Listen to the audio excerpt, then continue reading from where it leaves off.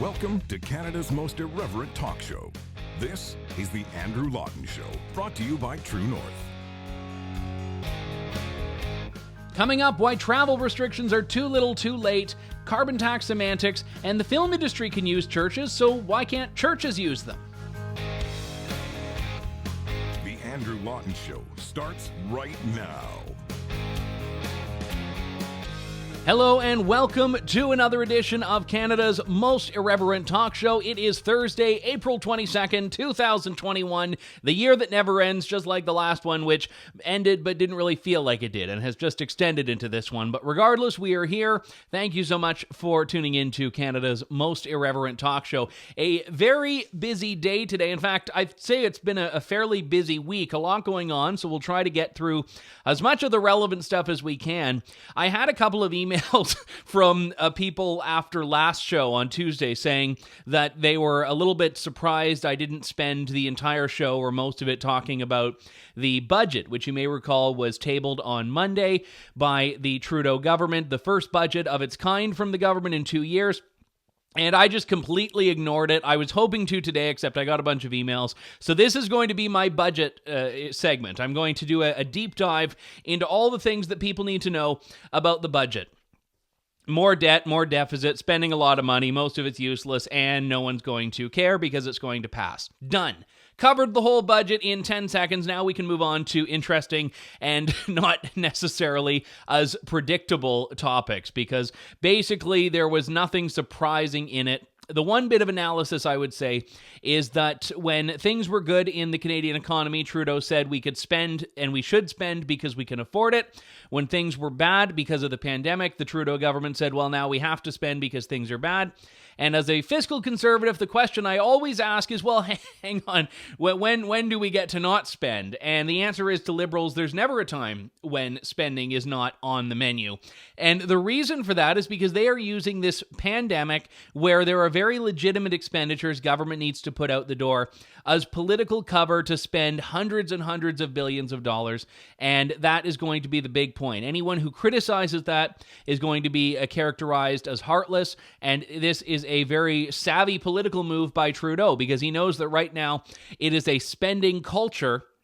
Anyone can spend anything, and if you criticize it, you're going to look like the bad guy. So this is the problem that I would say is there for Erin O'Toole and for, any politician in the coming years. And it does, genuinely speaking, hamper any hope of any future government doing anything, because they're going to be saddled with all of this debt and these deficits for which there is absolutely no end in sight. Okay, I did about 30 seconds instead of 10 seconds, but I hope you'll forgive me as we move on here.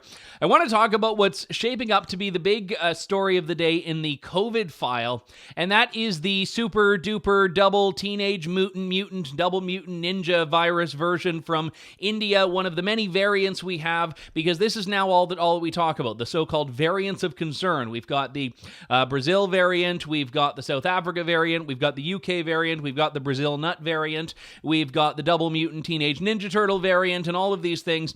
And the big hotspot right now from which we are apparently importing the double mutant ninja virus is from India. Now, the problem with this is that it's become on vogue now to talk about travel restrictions again.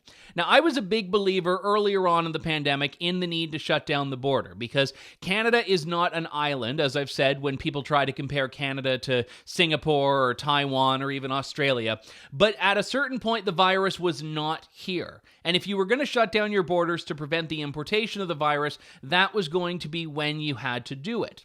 Once it is in, travel restrictions are only theatrical, and they only serve to inconvenience at best, and at worst compromise the very fundamental freedoms and liberties that are required for citizens of a country.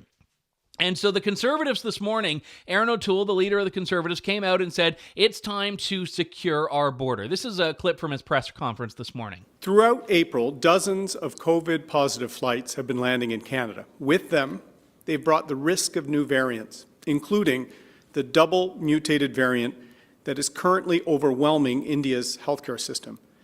Nearly a third of all international flights landing in Toronto have had COVID on board. It is long past time for Justin Trudeau to take action. The federal government must temporarily suspend flights from hotspot countries immediately. This will buy us time to develop a clear set of parameters for identifying the risks of emerging variants and sharing this information clearly with Canadians. Now, I don't disagree with the sentiment behind it. We know that if the variants are the issue and the variants are the thing that we have to devote our entire public health apparatus to combating, then yes, travel is an important part of that. But the problem is, as he says this, there are, according to public health officials, dozens of cases. Not one, not two, dozens of cases of the double teenage mutant ninja virus from India that is now detected in Canada, specifically in British Columbia. The problem with these variants, from a detection perspective, is that whatever misgivings people have about PCR tests and whatnot, I'm just going to go along with the government definition of these things now. When the government does these tests and the public health labs do these tests, the variant detection is a different layer. When you run the PCR test to see positive, negative, it's not popping up with positive UK, positive South Africa, positive Brazil. Those tests are run separately. So by the time they start to identify these, they're only getting a smaller subset because these things have already been circulating. They might not necessarily be endemic, but they are already in the area in which they're detected if they're finding dozens of these things. So the reason I point that out is we can look at all of the COVID cases that may be coming in on flights from India, and the government actually puts out a tracker where you can go and you can look up domestic, international, train, bus, places where someone has detected a positive test and see when they are. And if you look at flights from Delhi, there are a lot. And if you look at them, you'll see that it's not just where this flight has a case, this flight has a case. There are often multiple sections identified, multiple sections of the plane identified as having a COVID case. So clearly there is an issue here. And when people are coming in, what's supposed to happen is they're supposed to go to a hotel quarantine and then they spend the rest of their time in a 14-day quarantine at home. A lot of people, especially in various ethnic communities in Canada, live in multi-generational homes. So the idea of quarantining in a way that segregates yourself from those with whom you live, who, if they didn't travel with you, is not an easy thing to do. And it's not something that a lot of people want to do. So the reason I point this out is to say that just like in 2020, by the time people in Canada will get around to doing border and travel restrictions that would matter, it's going to be too late. And that's where a lot of these things happen because the government doesn't want to do the tough calls early on. And just remember, for example, that when we started to detect the UK variant, this was one of the first variants of concern that people were talking about. We did, in Canada, have flights from the UK shut down for a time. And that did not stop the UK variant from becoming the dominant strain in Ontario very quickly. So either A, the flight restrictions don't work, or B, by the time they get around to them, it's too late to do anything about it. And I feel we're in the same boat with this mutant double teenage Ninja Turtle variant from India. So all of that is to say that when it comes to the tough calls, the government is completely absent.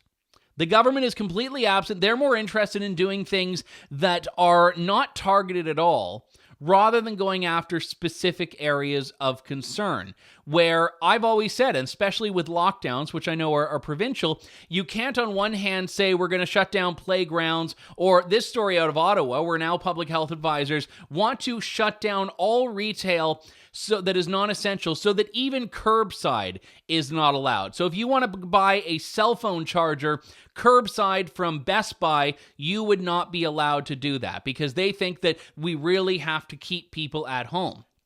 And as Anthony Furey said on this very show on Tuesday, it is not at all about targeting restrictions to where cases are being transmitted. It's about trying to make it so there is nothing that you can do outside of your home. That's even better than a curfew and even better than enforcement, is if there's actually nothing for you to do outside your home. Therefore, they hope that people will just stay in their homes.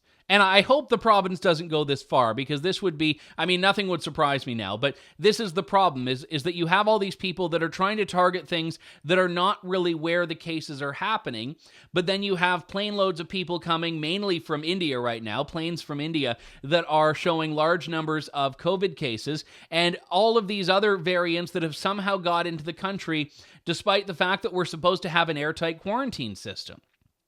But the government response to all of this is typically to increase restrictions for everyone equally without looking at where the gaps and vulnerabilities were in the first place. Someone who is going back and forth between the United States and Canada for work, who's vaccinated, that does not get them out of quarantine. But these people that are coming in from India, these people that are coming in from areas where the South Africa strain is common, or wherever the case may be, they're still supposed to be quarantining, yet somehow that isn't working. And the problem with this is that whenever we see shortcomings in the system, the knee-jerk reaction is to say, well, I guess it didn't go far enough. And no one actually evaluates why this may be fundamentally flawed in the first place. And this is where we go back to flight restrictions. If blocking flights from the UK didn't stop the UK variant from becoming the dominant strain in Ontario, what was missing?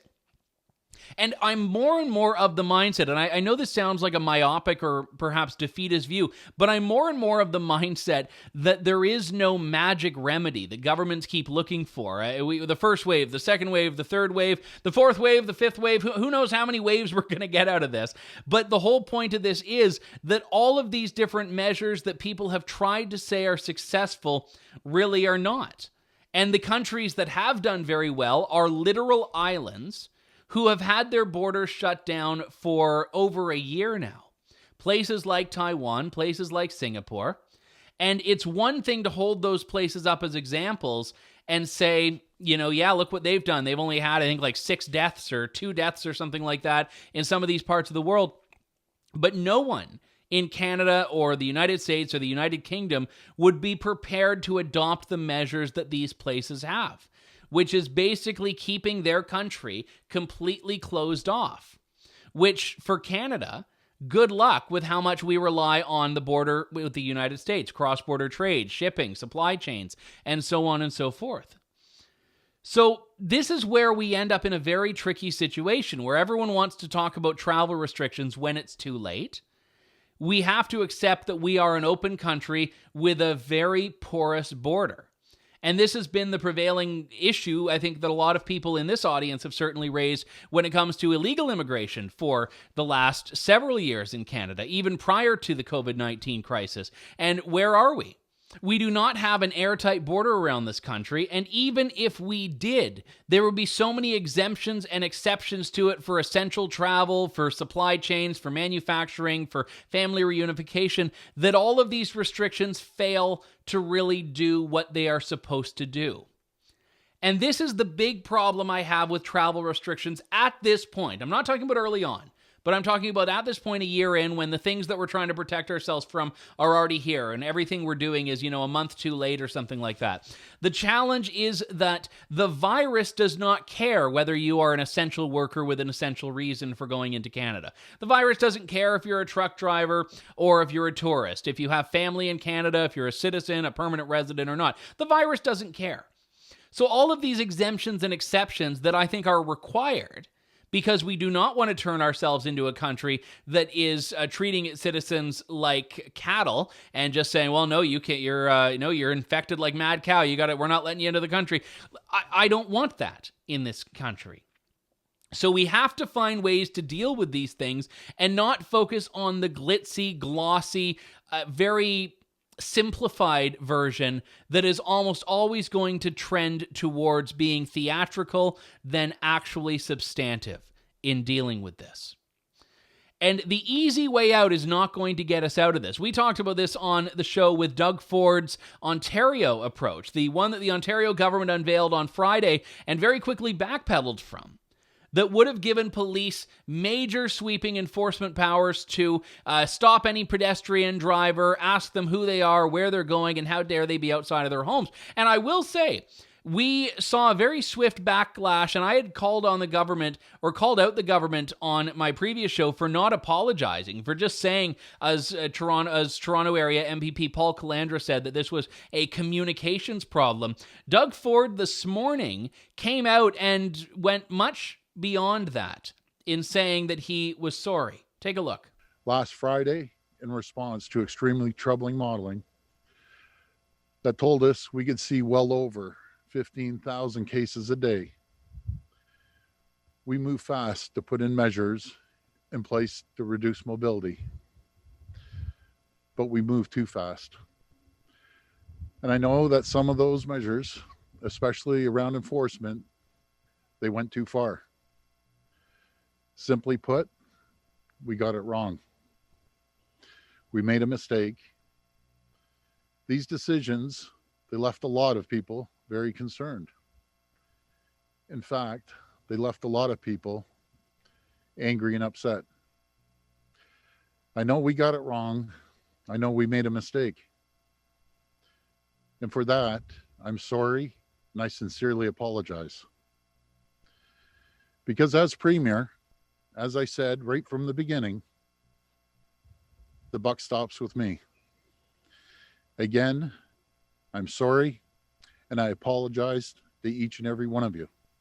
I will say, from a messaging perspective, that is exactly what Ontarians needed to hear. Ideally, that is what Ontarians would have heard on Saturday. Actually, if we're going with ideally, this never would have been proposed in the first place. Unfortunately, we didn't get that lucky.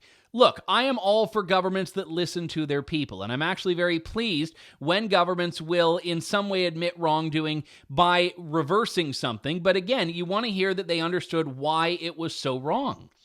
And Doug Ford's justification for that, and by the way, I should say, if you haven't been following, he is in his late mother's, I think, backyard or maybe front yard, I would assume backyard, because he's in self-isolation. A member of his staff contracted COVID, and even though he's been vaccinated and tested negative for whatever reason, the theatrical restrictions say that he has to be in isolation for 14 days. Again, he's had a dose of the vaccine, he's tested negative, but for, I would presume, 14 days, he's now got to be there. So this is not dealing with the issues that we actually have with the pandemic and with community spread. But I digress. The point of this is that he's saying he got it wrong. They tried to move too fast, or they tried to move quickly, and as a result, they moved too fast. The issue is not the speed. The issue was doing something without thinking at all about the implications it would have on things other than that one-dimensional look at COVID-0. And Anthony Furey was very eloquent on this subject on Tuesday. He said the problem with COVID-0 is that it eliminates that desire to look into the specific areas where government action or any action should be targeted, and instead it says anything and everything, irrespective of the consequences, that will, we think, reduce cases, has to be something we do. So what's happening here is you've got a government that has basically been put on notice, and I would say that is the one good thing that comes out of this. I would hope that any measures the Ontario government does in the future are going to be mindful of this dynamic, of not turning the province into a police state. Like I said, the apology is appreciated. I don't know if people are accepting the apology necessarily, but I'm glad at least they admit that it was wrong and acknowledge why it was wrong. Because when they just tried to cast this off as a communications problem, no, I played Solicitor General Sylvia Jones' words last show. She was not just making a mistake in how she was wording it, she was selling a policy that was in its very nature a flawed one with an egregious effect on civil liberties, which governments may not want to acknowledge, but are still very much in existence and are more important in times of crisis than they are in times of peace and happiness when your liberties don't matter because everyone's doing what they want. No, it is in times like this that these freedoms matter the most. And governments would do well to acknowledge that. We've got to take a quick break. Back in a moment with more of The Andrew Lawton Show here on True North. Stay tuned. You're tuned in to The Andrew Lawton Show. I mentioned at the beginning of the show the double. I should get the name right at least once. It is the double mutant variant, which originated and was first detected in India. That is the best way of describing it. But again, they're just trying to give all these names to them now that you might as well just go with the double Teenage Mutant Ninja Turtle variant. Or I think I change it every time I say it, which is part of the fun. I will give honorable mention here to Le Journal de Montréal, the newspaper in Montreal, that had this on its cover this morning. The Indian variant has arrived, and I guess because they had a photo and they wanted to use it, which I am totally for, they go with the one of the 19 costumes that Trudeau did. Actually, Trudeau, his wardrobes on that India trip were double mutant in the sense that I think he changed them twice a day. So Trudeau's Indian wardrobe is the double mutant Indian variant we've all been warned about right now. But my thanks to Le Journal for giving me a reason to smile in the morning, especially in these times. Erin O'Toole, as I played that clip earlier, did a press conference this morning, and I put a question to him that I had not heard anyone ask. I've been talking about it. I have asked for an interview with Erin O'Toole's office, and I've been told, we'll get back to you, and after about a week, I think it's safe to say I am not going to get an interview at this time. But I wanted to ask about this climate plan of his that we talked about on the show last week. The too long didn't read version of it is that there is going to be a rewards program of sorts where every time you spend $1 of tax, if you will, on, well, maybe it's not tax, we'll get to that in a moment, but $1 of a surcharge on a hydrocarbon-based fuel, that money will go to a low carbon savings account, and that savings account will let you buy green things. So government approved expenditures like a bike or a transit pass or a Tesla or a retrofit something or other for your home. That's the shortened version of the Erin O'Toole climate plan, which has decided to pin itself to the Paris Agreement. So Trudeau's Paris targets, which he's now gone above and beyond, Erin O'Toole says he's going to meet the Paris targets, and that's the basis of the plan. Now, this comes after Erin O'Toole signed that carbon tax pledge for the Canadian Taxpayers Federation during his leadership race, in which he said unequivocally no to a carbon tax. And you may think it's a semantical discussion, and I will say in constitutional law, it's actually very relevant whether a government-imposed charge is a tax or not. But you may think it's just semantics to question whether it's a carbon tax or just a price on carbon, a regulatory charge, a levy. And the reason I think it's important is because of the integrity factor. When he says no tax and then goes and proposes a plan that will force consumers to pay more for something, that to a consumer is not going to matter. It's a tax. They're paying more for something. It's a tax. And I wanted to ask him along that vein whether he views this as a tax. The background of this being that for the last 6 years, when the Trudeau government has claimed that its carbon tax is not a tax, the Conservatives were calling it a carbon tax. They weren't buying into this whole, oh, no, it's not a price, it's just a price. They're saying, no, it's a carbon tax. So I wanted to ask Erin about that. Here was our exchange this morning. Since 2015, the Conservatives have called Justin Trudeau's so-called price on carbon a carbon tax. The implication being that if Canadians are forced, because of the government, to pay more for a product, it's a tax. With regard to your climate change plan, do you concede that you are, in fact, allowing there to be a carbon tax? And if not, how can you not make that with what Conservatives have been saying about Trudeau's price on carbon for the last 6 years? I put forward a plan last week that will end Mr. Trudeau's carbon tax and put forward a plan that puts consumers, Canadians, small business owners, farmers in the driver's seat. And the fact that not one penny of the price on carbon goes to Ottawa makes it not a tax. We've had some people say, when you pay a deposit on a bottle and get the deposit back when you recycle the bottle, that environmental levy, that would probably be the closest comparison to this, because consumers are not giving an increasing amount of money away to Ottawa. Mr. Trudeau today is likely doubling his tax yet again to make new targets he's making up on the fly. So what we've said is Canadians deserve to know what their carbon footprint is, the price on carbon, which is a change, Andrew, yes, but that will be kept with them, and then they will be in the driver's seat with respect to lowering that carbon footprint over time. Our plan is modeled to meet our Paris targets, but more excitingly, to have stronger jobs and investment, and that's what we need after the COVID crisis. Listen, I don't like the answer, but I will say he answered it clearly and directly, which I very much appreciate, and I know that Justin Trudeau is not interested in doing that, so he answered it clearly. I don't buy into his excuse. He said it's like the money you pay for a bottle deposit, which I think is kind of stupid in and of itself. But the difference between that money and the money that you put into your O'Toole Bucks account is that the money you spend for a bottle at the liquor store, or I think in Quebec when you just buy like a can of pop or something like that, is money that you get back as cash. When you redeem those, you can spend them on whatever you want.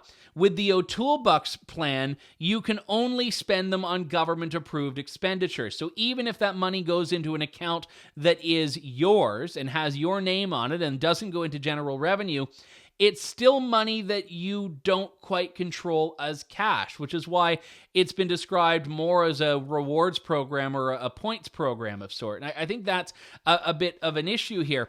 Now, an interesting point is that Justin Trudeau has moved the goalpost. So Erin O'Toole has agreed to meet the Paris climate targets. Now, those targets would cut emissions by 30% below 2005 levels by 2030. And whether you like or dislike the Paris Climate Accord, I've talked about this extensively, I won't go into it too much now, it was the gold standard.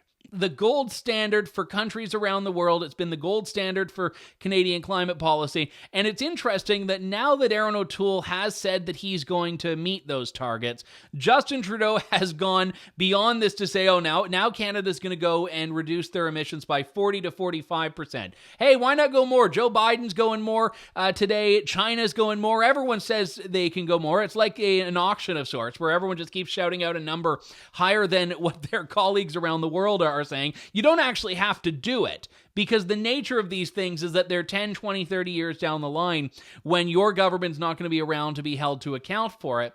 But it is interesting that when Erin O'Toole does put forward a plan that he says will meet these, all of a sudden the tone shifts. Marika Walsh in the Globe and Mail, who I've always gotten along with, she's a solid reporter, but she says after repeatedly dodging questions on whether the Conservatives will support the new 40 to 45% emission reductions target, Erin O'Toole says his party will meet Canada's previous target to cut emissions by 30%. Again, so Trudeau has actually succeeded in changing the narrative just by blurting out a new number, like it's Price is Right, and now all of a sudden the one that the Conservatives had to be dragged into doing, kicking and screaming, is not good enough. And this is exactly the point. This is why I've always said Conservatives are not going to win an election on the left's turf. Conservatives are not going to win by trying to compete in areas that the left dominates. Because this is what's happening. Erin O'Toole has staked huge political capital on this. He has caused a mutiny within his own caucus and from the base of the Conservatives because he has gone along with a carbon tax. And what thanks does he get? Less than a week later, it's not enough because now the emissions goalposts have been moved and you have to come up with a plan that is going to go to 40 to 45% emissions instead of 30%. He fell for the Liberal trap, hook, line, and sinker. It's done. Now the election's going to be about, why does the Conservative plan only want to drop emissions by 30%, even if that was the one that the intellectuals of the world, that the global community agreed on, and that has driven Canadian climate policy for the last 6 years. Now it's not going to be good enough. And I'm amused by this in a way, but also angered that these things, which you can see from a mile away, are not detected by the people that are supposed to know better, the people that are supposed to be smart enough to navigate through the political terrain and come up with good policy that is going to be good for the country and also politically saleable, and they keep tripping over their own feet. When we come back, more of the Andrew Lawton Show here on True North. Stay tuned. You're tuned in to the Andrew Lawton Show. Welcome back to the Andrew Lawton Show here on True North. I want to go back to Ontario restrictions for a couple of moments here, if you don't mind, because this was an interesting one. A colleague of mine snapped a few photos in Flamborough, Ontario, which is just outside of Hamilton, of a film crew setting up outside of a church there. It's the Christ Church Anglican Church in Flamborough, and it's a quite lovely looking building out in the country. There's lots of space, lots of land off the beaten path, and few industries have been allowed to continue to operate under Ontario's stay-at-home order, the one that we talked about earlier that has very significant enforcement mechanisms attached to it if you violate. But the film and television industry is allowed to open and continue operating.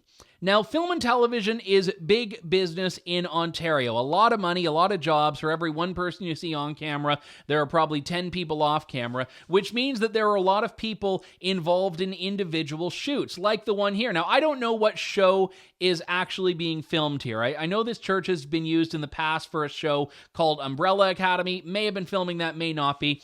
Don't know. It doesn't matter particularly. But I made an observation on Twitter that it is illegal right now for more than 10 people to pray at this church, but as a film set, it's allowed to have 50 actors and unlimited crew members, and I joked, because science.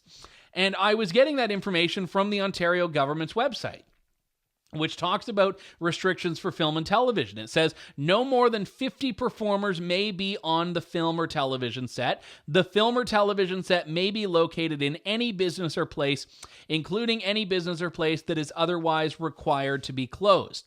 So the point of this is that if a church has been ordered to shut down, a church can only have 10 people there to actually use it as a church, they could still film a scene of people going to church with 50 actors. 5 times as many people as would otherwise be allowed, which reinforces the double standards and triple standards that exist throughout a lot of these lockdown restrictions.